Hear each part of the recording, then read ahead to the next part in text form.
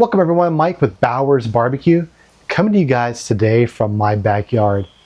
It's hard to believe, but I've had my RecTec Bullseye for 5 years now. So in today's video, we're gonna reenact the first cook I did for you guys on the Bullseye.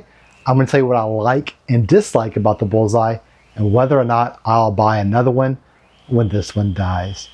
But first, we gotta start the fire.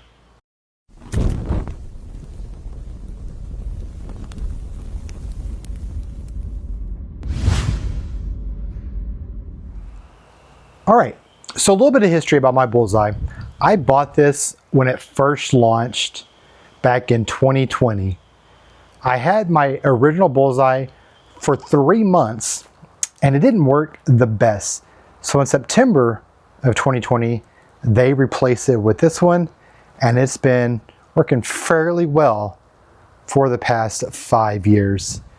Now, as you can see, this thing has aged quite a bit. A lot of work, and to be quite honest with you, I don't clean the outside near as often as I should. One thing I love about the side hopper here is I like to tat it up with stickers. Absolutely love that. But this has been in fairly great shape. I know under the bowl, a lot of people have talked about they get burnouts or it's rusted through. Have not had that issue with mine. The only real sign of rust that I ever get on this thing is the deflector plate. That deflector plate is not very good. This is the third deflector plate that I've honestly had on this Bullseye. You can see I replaced the original Bullseye grate with a Weber kettle grate, just because I can wok cook on that center section. If I take the deflector plate out, I can put in their accessories there. Works fantastic. But the lid and everything is still in pretty good shape. Now, the reason why I think I've had great luck with my Bullseye not rusting out at the bottom is I don't clean out the ash that often at all. I would say I clean it out just 3 or 4 times a year. So the ash provides a great insulation, not only from protecting it from burning out the barrel, but also for keeping temperatures great when I'm cooking low and slow. I think that's a good thing to do with this Bullseye, and I haven't had any issues whatsoever cleaning out the ash every 3 to 4 months. Now I do clean the grate, I do clean the deflector plate, but yeah, the ash not very often, and I use this thing on a weekly basis. I know a lot of people like to modify their Bullseye. I really didn't do anything other than that Weber grate, and then on the inside of the hopper, I did take out that little, what they call a lawyer grate, kind of keep your fingers from going in there and getting chopped up in the auger. But yeah, that's the only 2 things I did to this Bullseye. My favorite thing about the Bullseye is how easy it is to use. This does not have Wi-Fi connectivity like the Deluxe does, but it's come out here, push a button, and it's fired right on up. I would say when I'm grilling, 90% of the time, I have it in riot mode. I haven't had any issues with burning chicken, steaks, pork chops, nothing like that. This has 100% replaced my gas grill. When I bought this, it was about $300, I believe. It's been 5 years, but yeah, I believe the price was $299. Been well worth the price for me. This has been a great grill for $299. Now they have them on sale for $475. So a significant jump over the past 5 years, but still not a bad price when you're looking at comparable pellet grills. What I don't like is I don't get as much of the live fire kiss that I would like to have. Now, when the fat drips on the deflector plate, you will get some of that, which we're gonna hopefully replicate for you guys later on when I'm cooking that Wagyu Ribeye. But other than that, it's been a great grill. I use it all the time, like I said, at least once a week, mainly for grilling. I don't smoke too much lately. When I do smoke, it's usually on my Weber Smoky Mountain. But I will say the older this Bullseye gets, the better the smoke flavor. I don't know if it's the temperature fluctuations because my thermometer is a little off right now. I cannot get it calibrated back to read the the correct temperature. It used to run at 50 degrees hot. Now it runs about 50 degrees too low, which is something I always have to keep an eye on when I'm smoking low and slow. I've tried numerous times cleaning the thermometer, hoping that would help. It has not, but I can work with that. That's something I can easily deal with external thermometers. What I hate, like I mentioned earlier, I absolutely hate how much garbage that deflector plate is. And what makes it worse is here lately, you can't get a replacement. Back in June, I bought one from their website. A month later, it still hadn't arrived, and they said they didn't have any in stock. This has happened to me a couple of times now. So it's been about 2.5, 3 years since I've had a new deflector plate. There are third-party companies that sell them, but they're $200. I have seen some people use the Solo Stove deflector plate. I may have to look into that one once mine dies, which is very darn well close to doing. All right, I'm hungry, so let's go ahead and start cooking this steak. First of all, we're gonna do a reverse sear. We're gonna cook it on the low setting till about an internal temperature of about 80 degrees. Then we're gonna take the steak off, crank it up to riot mode, and sear it on both sides. This is gonna be tasty. So for this steak, we're gonna keep it very simple. The only seasoning I'm doing at this point in time is the dry brine that I did, and it's a short dry brine. Ideally, you like to do it overnight. This one here was probably about 4 hours long. All right, let's go get it on the RecTec. The Bullseye is up to temp. We're rocking about 200 degrees here. I'm compensating for the temperature difference in the thermometer and actual temperature, but we're gonna let this steak here smoke until it reaches about an internal temperature of 80 degrees. So I know a lot of you guys probably bring your steaks up to about 115 to 120 before you let them rest before the sear. I just have a ton of experience with this Bullseye. I've learned 80 to be the perfect temperature, and then once I do that, I sear it for just a little over a minute on each side. 9 times out of 10, it comes out perfect. This really depends on the cut of meat. So while that steak is cooking, we're gonna make a board sauce. And basically what I've taken is a 1/4 stick of butter. I happen to use unsalted. You can use salted if you like. Put it on a plate. Then we're gonna sprinkle a little bit of seasoning. You can use your favorite seasoning. I like Cosmo's cow cover. It's the absolute best on steaks. And then we just kind of sprinkle a little bit on top of that butter. So that way, while the steak is resting after we're done cooking it, that butter will melt. The seasoning will mix in with the butter and make a great sauce. As I'm cooking the steak, some storms have popped up. I wasn't really expecting these till about an hour or two later, but it's a good time to talk about this Bullseye and how it holds up to the elements. Now, I have a covered patio, but I have a little extension that goes out underneath, or goes beyond what the cover covers, if that makes any sense whatsoever. So I got a little space that's not covered, basically what I'm trying to say here. And the Bullseye usually hangs out here. Sometimes after I'm done cooking, I forget to cover it, and it's been fantastic out in the elements. Now that the rain's coming in, I did move it underneath the patio cover so it doesn't get wet. All that to say is that this thing cooks pretty well in the elements. I have not had any issues doing that. Now, I will say one time I got a massive auger jam from leaving it outside. The cover wasn't on it. The pellet box, the hopper is the word I'm looking for, was closed.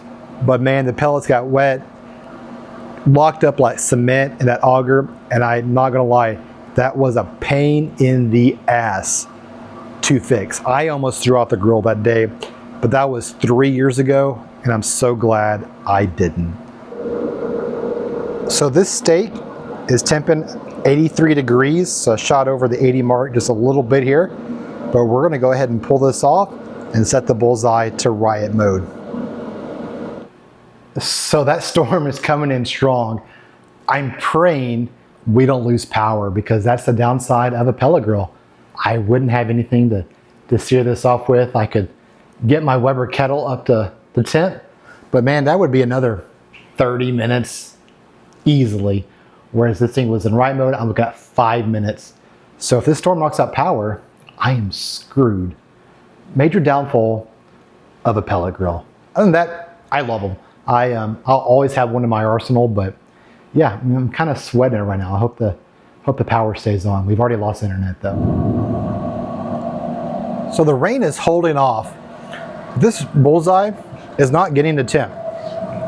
It's been on riot mode for about 10 minutes. I'm using a different kind of pellet. I have B&B hickory in there. I think hickory is the best flavor for a pellet grill. But I normally use lumberjack, and I didn't get the opportunity to go to my local Atwoods to get any. So I got the B&B from HEB, and these things just don't get as hot as the lumberjack does. The storm, man. Possibly gonna be pretty wild. If you go out front, all my neighbors are out there checking it out. It's nice and cool out here, but man, doesn't look very promising. So this storm was originally scheduled to come in 2 hours from now. Now the radar says this is not going away for another 2 hours. So this kind of killed my cook. The Bullseye is back underneath the awning, 573. It's been on riot mode for about 30 minutes now. I am starting to wonder about this cook. It is like a hurricane out there now. I'm gonna have to pivot somehow. I'm gonna wait for it to calm down just a little bit and try to sear no matter what the Bullseye temperature is, because I don't know if I'm gonna be able to get the steak in otherwise. I think that the power may go out. So unfortunately, I'm not gonna be able to film the searing portion. So I'll be back with hopefully a finished steak. This is absolutely nuts. I don't know if you guys can see, I got a little bit of hail here. Nothing major, but the couple of hailstones that have come down have been ping pong size. Yeah, this is not good, but it is slowing down just a little bit. So that was one of the craziest cooks I've ever been a part of. The storm is still looks like a hurricane outside, but I was able to sear this steak off here. I might have overcooked this just because it was just complete chaos, but still pretty decent sear marks on there considering the grill did not get up to 750. It was hovering around 550. You see the board sauce did its job. Got a nice little butter and seasoning mixture there. But I'm gonna put this on a cutting board, slice into it, and see what we have. All right, let's cut into this and see what we're working with. First thing I'm gonna do is go ahead and finish off that spinalis. Put that to the side because that's gonna be my favorite bite.